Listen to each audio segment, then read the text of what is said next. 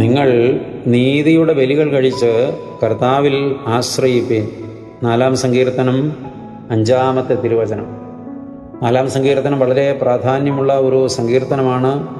നമ്മളത് ആരാധനയിൽ ഉപയോഗിക്കുന്ന സങ്കീർത്തനമാണ്. അതിനകത്ത് 5-ാമത്തെ തിരുവചനത്തിൽ ഇങ്ങനെ രേഖപ്പെടുത്തുകയാണ്: നിങ്ങൾ കർത്താവിൽ ആശ്രയിപ്പീൻ. ആശ്രയിക്കുന്നതിന് ഒരു വഴിയും മാനദണ്ഡവും പറഞ്ഞിട്ടുള്ളത് ഇങ്ങനെയാണ്: നിങ്ങൾ നീതിയുടെ ബലികൾ കഴിച്ച് കർത്താവിൽ ആശ്രയിപ്പീൻ. നീതിയുടെ ബലികൾ, ദൈവത്തിന് പ്രസാദകരമായ ബലികൾ, നീതിയോടെയുള്ള ജീവിതത്താൽ നിഷ്ഠയായി ചിട്ടപ്പെടുത്തപ്പെട്ട നമ്മുടെ സമർപ്പിത ജീവിതത്തിൻ്റെ ബലികൾ.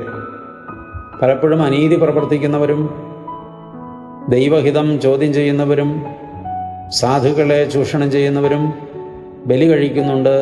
അത് അനീതിയുടെ ബലികളാണ്.